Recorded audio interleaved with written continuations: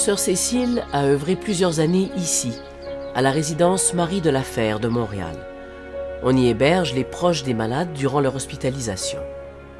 Ces pensionnaires bénéficient d'un hébergement paisible à petit prix. Mon nom est Sophie Fauché, je suis comédienne. On peut dire que Sœur Cécile a été le témoin de bien des épreuves. Mais parmi toutes ses expériences de vie, elle m'a raconté celle d'une jeune maman monoparentale bien courageuse face à son destin.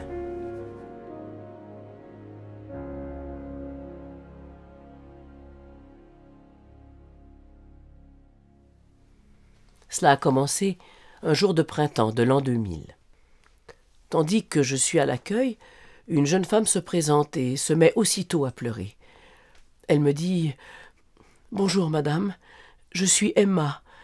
On m'a dit que vous offrez l'hébergement ici. » À mon tour, je me présente. « Enchantée Emma, je suis sœur Cécile.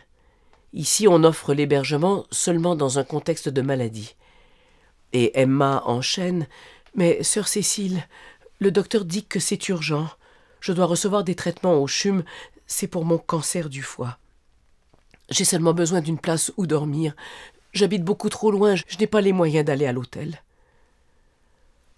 En ce cas, Emma, notre résidence vous offre l'hospitalité et vous nous paierez ce que vous pourrez.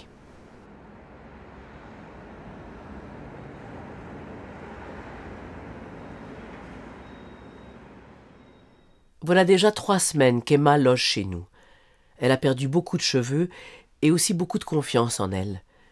Toutefois, elle est autonome et courageuse. 3 matins par semaine, elle va à ses traitements à 20 minutes de marche. Elle en a encore pour 1 semaine. Son fils Ludo vient lui rendre visite, mais il ne lui parle presque pas. C'est étrange.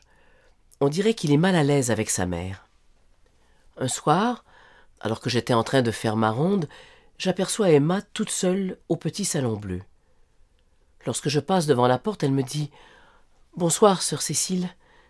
C'était à prévoir. Je viens de perdre mon emploi. Il va falloir que j'emprunte pour payer mon loyer et les frais d'université de mon fils. Mon pauvre Ludo, je comprends pas ce qui se passe avec lui. »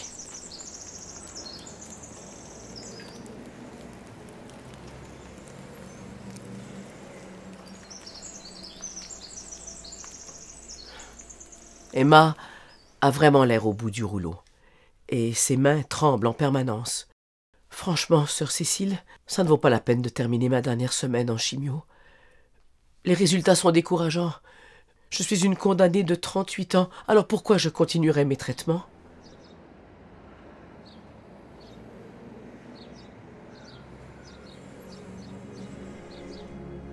Le désarroi d'Emma me bouleverse.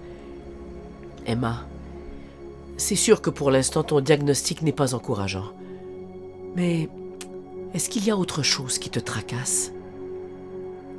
Mon fils est si fragile. Il ne doit pas savoir que je suis très malade. Et puis, on se parle plus. C'est pas compliqué, ça fait 2 ans qu'il a retrouvé son père. Eh bien, ça fait 2 ans qu'il m'évite.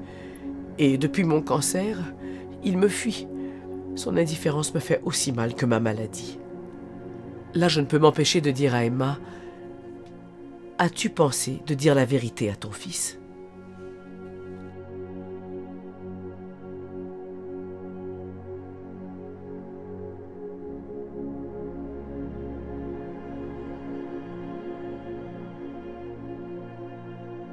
Le lendemain, ils sont réunis au petit salon bleu.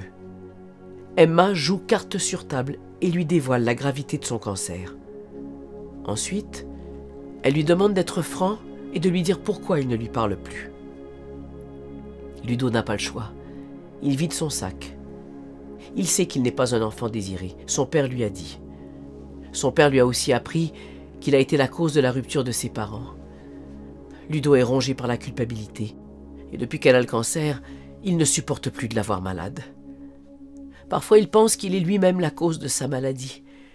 Il a hâte de quitter la maison pour venir à l'Université de Montréal. Après le départ de Ludo, Emma me raconte leur conversation. Tantôt, j'ai dû expliquer à Ludo que c'est sûr que c'est un choc d'apprendre qu'on est enceinte à 20 ans.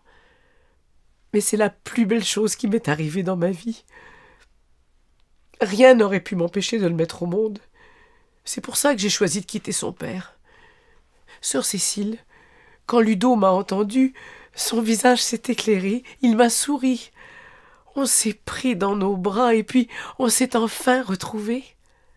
Quelle délivrance, sœur Cécile! Mais pourquoi fallait-il que j'aie le cancer pour parler à mon fils? Emma a finalement accepté les traitements en radiothérapie. Elle voulait profiter d'être le plus longtemps possible avec Ludo. Quelques mois plus tard, Emma est décédée paisiblement dans ses bras. Quand j'y repense, dire que sans le cancer d'Emma, Ludo aurait pu passer le reste de sa vie sans savoir que sa mère l'a vraiment aimé.